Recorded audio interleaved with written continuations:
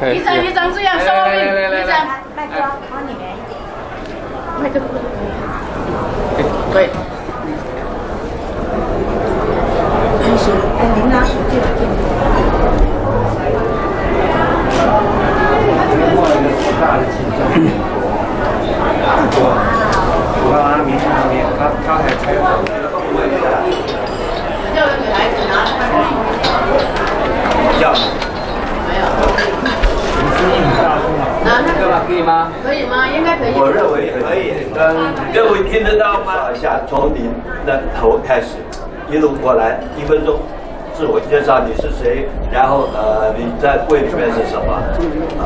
自我介紹。係你好，各位，我係 Ian Lee， 係參加咗華人保守黨協會嘅董事會。我建議站起來，站起來。OK。好，在場各位記者朋友，你哋好，我叫 Ian。就參加咗華人保守黨協會差不多2年啦，個董事會，咁好有幸今日見到大家。咁我喺呢一度嚟講呢，我係加拿大嘅公民，嚟咗有幾十年啦，就覺得喺保守黨嘅概念嚟講呢，非常適合華人個圈子嘅理念，所以我參加呢個黨嚟講呢，希望為社區出一分力。多謝各位。我係朱地珠，我參加華人保守黨理事咧有10幾年啦。今年咧個選舉咧係好特別嘅，所以咧我希望嗰啲 media 咧你哋咧將個選舉嘅信息發出去，即係華人咧即係希望咧就投票，注重自己嘅珍貴嘅一票，投出自己想要嘅黨。多謝。各位好我中文名叫做徐振偉。我亦都喺社區裏邊咧，一般人都叫我 Candy Choi 我係由1995年參加保守黨，一直到而家已經有30年。我而家係現任嘅加拿大中部嘅共同主席咁我參加保守概念嘅，正如依人所講都同埋好多其他一樣，就係我就喜歡保守黨嗰個概念，就做喺財政嗰方面量入為出。咁同埋嘅話咧，我係直接係支持嘅話咧係。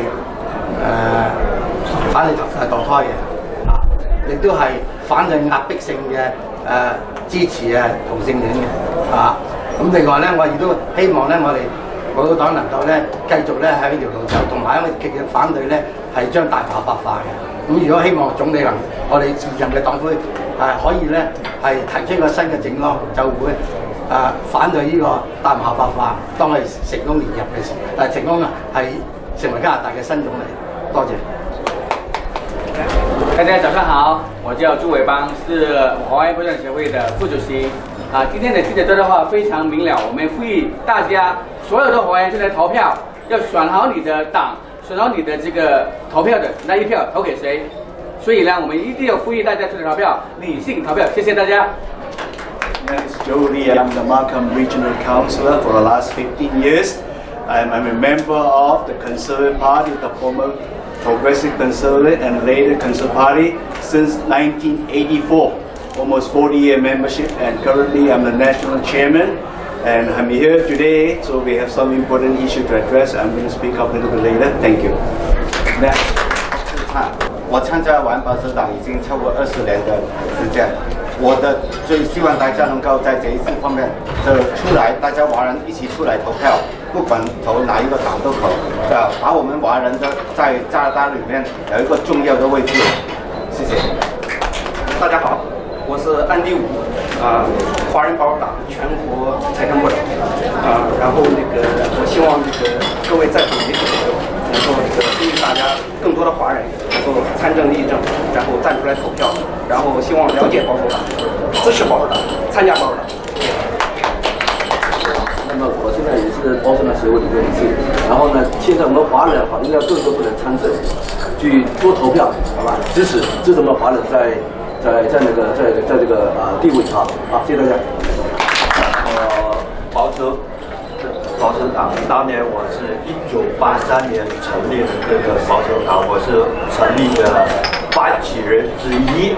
那么呢，1983年1月27号，然后我一直没有离开过，一晃眼40多年过去了。那么我们这个华人协会华人保守党第一件做的大事儿是1989年6月。那么我们当时就跟这个当时的 Prime Minister Brad Mulroney， 我们就说，当时我们要为这些人做点事儿。那么当时我们就建议说，凡是当年有参加游行的、有照片参加游行，没有犯罪记录，而且有student visa。那么就给他们加拿大的移民，当时5000人拿到了。那么当时那些读书的人都是属于社会精英。那么今天事实那么多年过去了以后，这些人现在大部分都在联邦政府做事。那么到今天他们差不多都属于 director 的 level。所以换句话说，我们保守党在政府里面，我们的人蛮多的。第二件做的大事就是 head tax。2005大选的时候，我们跟当时的我们的 leader 就是 Harper， 我们就说人头税这件事一定要解决。那么他说你们的建议是什么？我们写了这么厚的一个 proposal， 那么要道歉。那么在选举的时候，他说假如我上台的话，我就一定会做这件事儿。结果2006年1月23号他选赢了，他做了 Prime Minister。2006年的6月22号，他就正式道歉。那么列入加拿大的历史，所以我说这是我们华人保守党做了2件大事。那么其他还有一些零零星星的，包括在安省白求恩纪念馆，那么是我们的建议，结果把那个白求恩的住的地方变成一个旅游胜地，也是我们保守党做的，这是几件大事。那么今天谢谢各位来到这里，那么现在我们就请演讲，谢谢。Good morning. Thank you for all the media friends that are attending today. As a national chair, because this is Canada, I know most of my boss already spoke in Mandarin or Cantonese, but I will take the opportunity. It's not that I don't speak Cantonese or Mandarin, I do. 我也会讲广东话，但是今天这个新闻记者我一定要英文，因为英文是加拿大的national language. Okay, so the purpose of this meeting is, every election, the CCCA will have a press conference, and normally we will, invite the candidate and lend our support, especially to the Conservative candidate, introduce themselves to the audience and asking general public to support our candidate. And today, you see that our board decision has made very clear we didn't invite our candidate. And you may ask me the reason why, because as I mentioned in the press release, for the last 2 years, we have tried to reach out to our party leader, Pierre Poilievre, and the National Party for dialogue, because things are changing so rapidly, and there are so many things that's happening in Canada and across the international border, and especially a recent event that impacted us greatly with the Donald Trump tariff issue.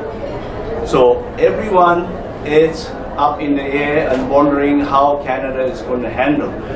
So our party not only didn't take the time to talk to us, and we are totally being silent.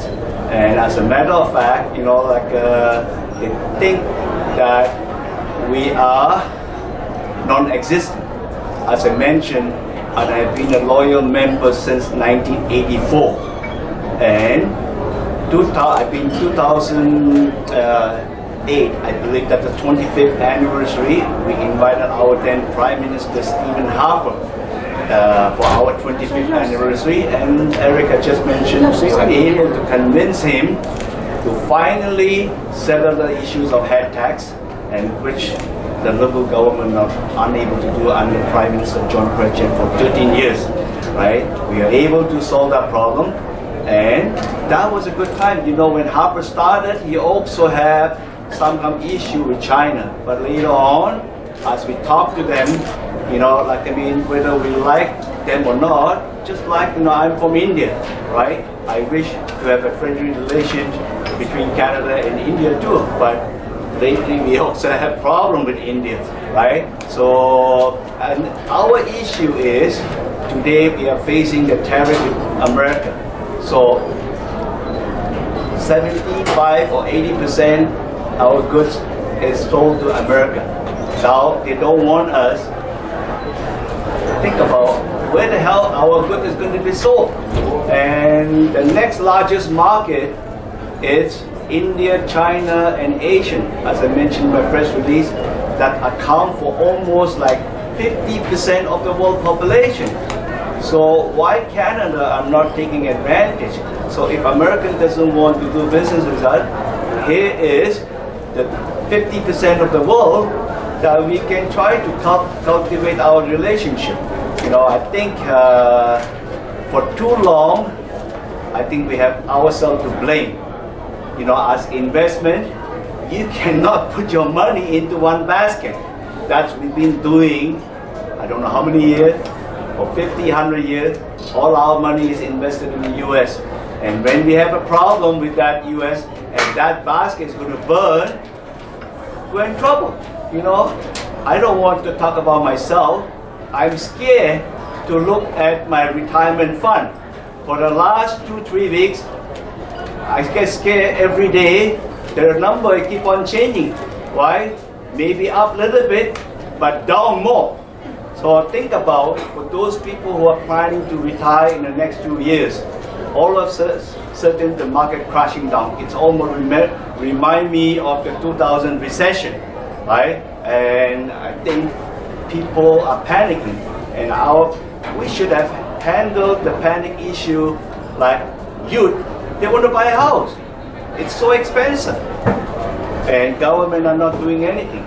You know, last week at our regional government, we debated for 6 hours. How are we going to help the development industry? I remember CIBC World Market, you know, economist Benjamin Tal came and talked to us. You have only 2-3 years time to help the industry to create enough supply. If you don't help them right at this critical moment, guess what's going to happen? 3 years later, because no house was built, and people is going to start lining up to buy a house, and the price is going to be skyrocketing like you won't believe it. Okay, so this is a problem, and we've been debating for 6 hours, but at the end, the regional council have voted 12-8 to support the industry. So to defer the development charge, which is a big money. So I am saying today, as CCCA, we want to help. And then look at, you know, the recent report in Ontario alone, the Chinese candidate from the Liberal Party of only 5 of them, right, and the Conservative also 5 of them, compare with Indian, the Liberal Party of 18 candidates, and the Conservative have 19 candidates. Remember, the Chinese population is greater than the Indian population. So I am just stunned and surprised. How come these two parties, Liberal and Conservative, ignore us? It doesn't look like they appreciate. Yeah, every day I open, they keep on asking me to donate more money. But yet, they don't want to talk to us. When we tell them we have an issue, we need to sit down. Right? They refuse to meet up with us. So, as you know, 2 weeks ago, Markham, everyone was excited. There's a lot of opening. So you have Markham Thornhill, Minister Mary Ng resigned. So there's a vacancy. Our Markham Council are all excited. Somebody from the council may be interested to run for the seat.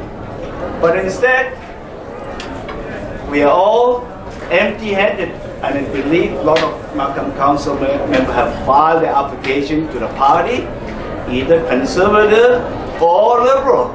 But none of us got lucky, but except one. Ward 7 Councillor Nathan got promoted to Pickering. She actually wanted to run in Markham Thornhill. That was predominant in the Tamil area. But to compensate her, for the Liberal have shuffled in, parachute somebody that know nothing about Markham Dick Houghton to run because he just happened to be a friend of Mark Carney. So, and to compensate, to keep her silent, they promoted her to run in Pickering. So next come Markham Unionville for longest period of time. You know, this is a winnable riding for the Conservative Party, and a lot of people have expressed the interest to run. When you have two troubled candidates, one that ran in the last election, Bob Sawyer didn't win, and the other one, I don't want to mention, you know, everybody know that had issue with law and order. But so we have known to the party that someone is interested to run, capable from the Markham Council that work in Markham, that live in Markham. But unfortunately, again, guess what happened? Both Liberal and Conservative parachute two candidates, Peter Yun and Michael Ma. They don't live in Markham. They know nothing about Markham. This is the two candidates. It's going to be shovelled to our throat to tell us they are better than us. So, media friend, just want to ask you that question. Why are these two parties doing to us? Our mayor was not very happy. I think he's a prominent Liberal Party member, and he was very concerned. I know when he was talking at our council meeting in last week, he was saying, you know, these people, both provincial or federal level, they think they know better than planning. They want to take away all our planning power, keep on telling us, hey, you need to build more houses, you need to do this, you need to do that. But at the end, guess what? They send somebody to Markham that know nothing about Markham, right? You know, just like last election, you know, you have candidates that talk about Markham is going to allow injection site. When we have already voted in the Markham Council, we will not allow injection site. So think about this. Candidate that don't show up at Markham Council meeting, know nothing about Markham, they are representing the party. So this is something wrong here. So I would strongly advise, you know, media friend to tell our frustration. You know, like this is something not right. You know, what the two parties are telling Markham citizens is that out of the 380,000 Markham citizens, excuse me, I'm sorry to tell you, none of you are competent to represent our party. So that's why we are sending people from outside to run for you, somebody to represent you. You know, as I mentioned, I've been a member for 40 years. Normally, according to our party constitution, we get notice to tell us when is a nomination. Everywhere gets done. We don't receive notice because they already decided who's going to run, right? So what I am paying for $15 for my membership for? I just renewed my membership for 5 years, cost me $75. And my whole family, 5 of them, that is almost a weekly food allowance. And my daughter was saying, Dad, that money should be saved on spending grocery. You just throw it, the money unnecessary to the party where they are ignoring you. Don't even give you a chance to select your own candidate. So this is something I am totally disturbed when Canadian government try to lecture third world country about democratic reform. They tell us how great Canada is, how democratic we are, but we are not.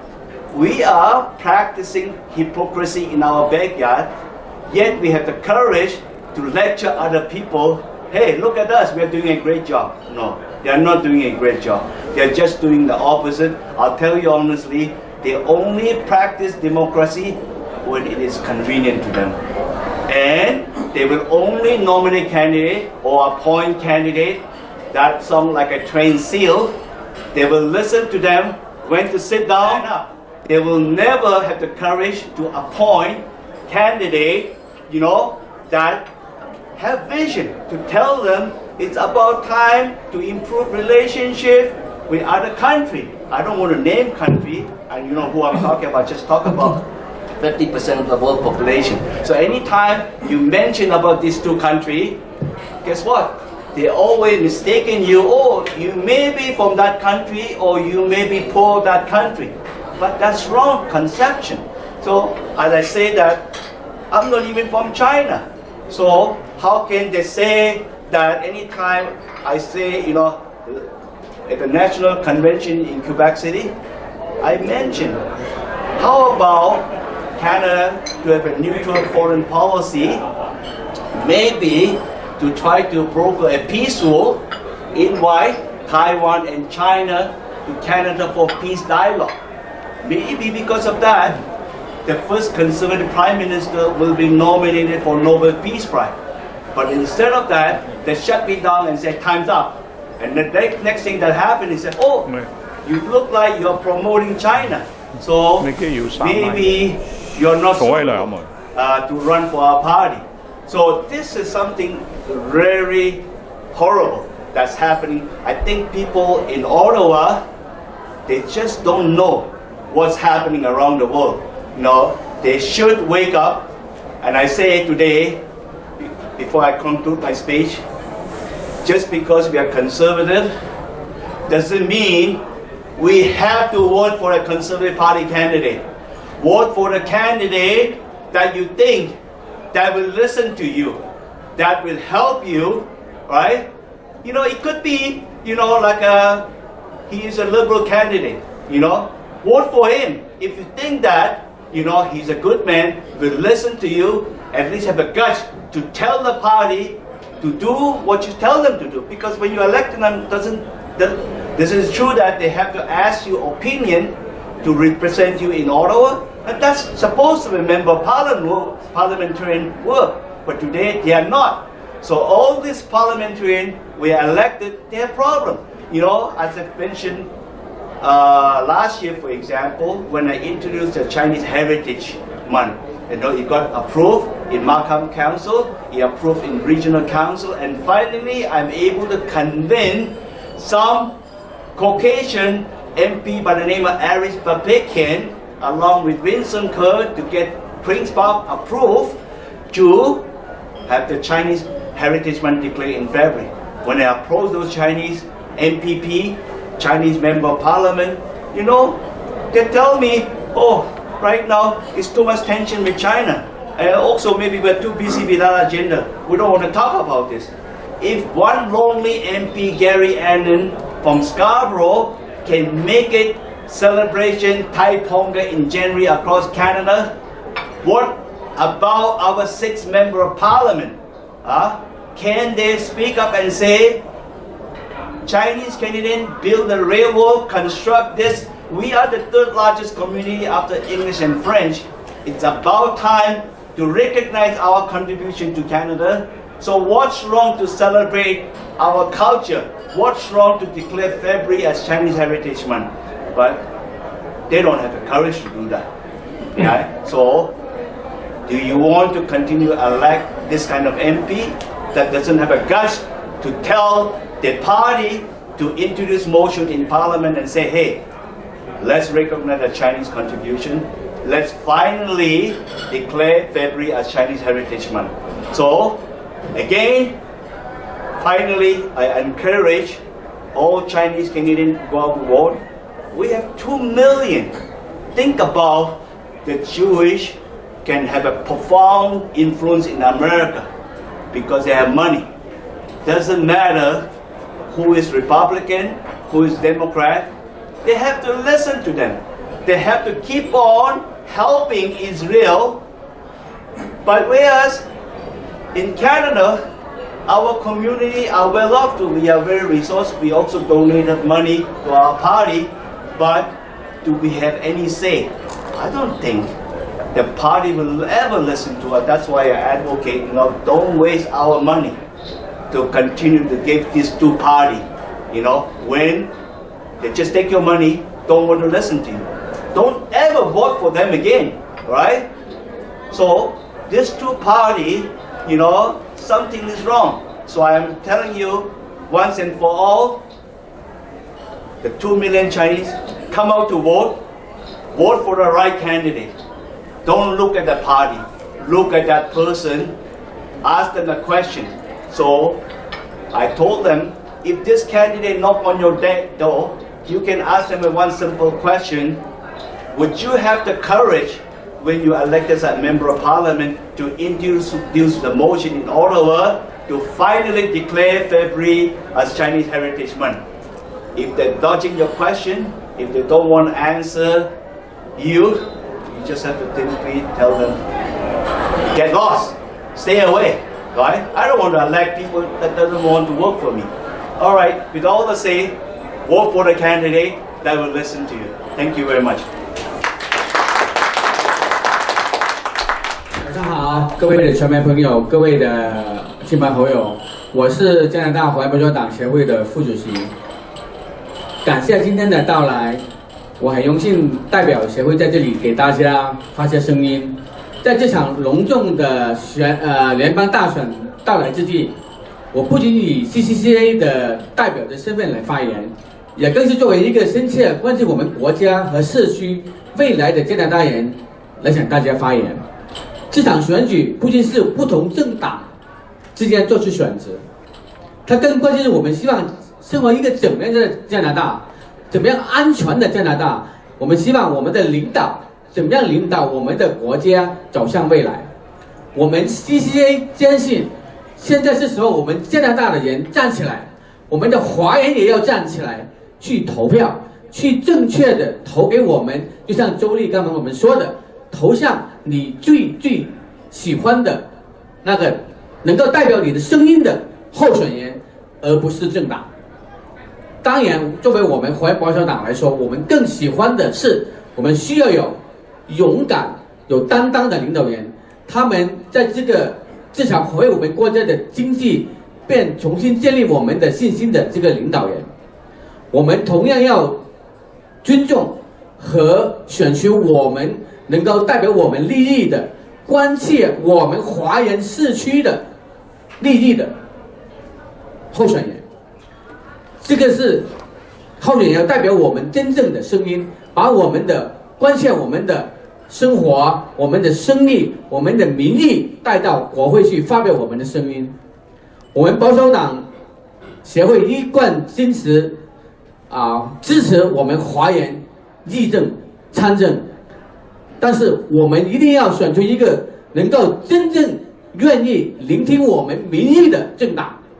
所以在这是我呼吁大家勇敢的、正义的出来选举和投票你的候选人，而且这个候选人是代表我们大多数人的意见的候选人，也是为我们这个国家的未来走出一个非常好的方向，争取一个好的未来。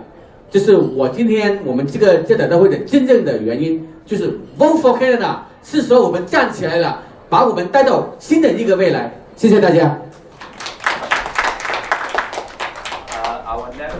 我同租啲嘢同埋莊之意見一樣我咪希望咧有一個咧係真正係為加拿大所有嘅公民同埋新嘅移民嚟到咧係等你有一個安樂，同埋喺生活上咧係一個穩定。所以咧我需要加拿大咧應該去搞好我哋嘅經濟另外嘅話亦都需要加拿大一個和平嘅國家。希望同世界上其他所有各國咧都有溝通咁呢個係我哋嘅願望。咁最緊要一樣嘢嘅話咧，就係所有政策裏邊嘅話咧，都希望能夠咧有機會俾我哋華人提出聲音嚟到接受我哋，俾個機會我哋同我哋嘅領導人、我哋嘅 leader 有機會可以直接接觸，有機會可以溝通。喺溝通裏邊嘅話咧，大家互相可以理解對方，咁亦都可以提出我哋華人嘅意見俾佢哋參考，而等佢哋咧，等我哋嘅新嘅領導咧，可以咧係知道點樣嚟到係定定個政綱，同埋帶我點樣走向我哋加拿大美好嘅將來。多謝。我是朱迪柱，大家知道了哈。今年的选举呢是很特别的一年，有很多候选人呢，你们也知道哈。我在这里呼吁所有的 media 将我们的信息发出去，就是我们的华人候选人，就是这个 leader 选的是对不对，立场是什么？我们华人保守党希望华人很多人出来选参政议政。这个道路是对的，但是我们希望这个党领导就要考虑这一点，就呼吁大家还有自己神圣的一票去选对的党，希望加拿大能更強更大。謝謝。頭先我都介紹過自己啦，今次再介紹一次我係Ian。以我嚟咗加拿大40幾年嘅經驗。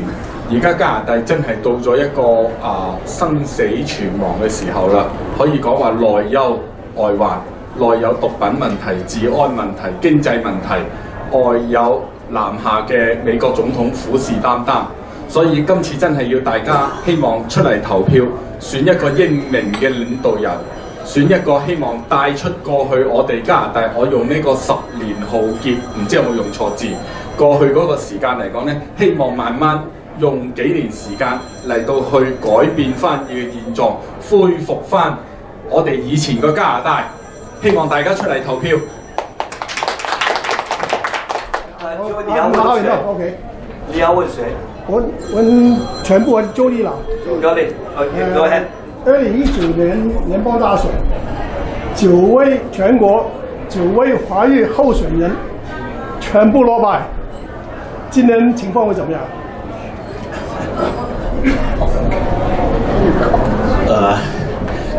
我當然不是神能夠知道是誰會選，但是但是我認為我們的政黨黨魁，尤其是我們黨魁根本沒有跟我們商量。當他推薦的候選人的時候 ，when they nominate a candidate, our party leader have never ever consulted with us. So you ask me this interesting question whether our candidate have a chance to win. I doubt it. Okay, so I believe if this time, if all the candidates just like 2019 get defeated, I'm telling you right now, on April 29, I'm the first one to come out and say, Pierre Pellier, you need to resign again. So this is a statement I'm declaring right now, okay? Because we are leading by 25 points about 3 months ago. Today, I'm just like Doug Ford, Doug campaign manager, right? Have some issue with the federal Conservative Party. There's only a few people, 2 or 3 people in the party, don't know what they're doing, don't know how the selection. Only candidate will be selected if you can listen to them.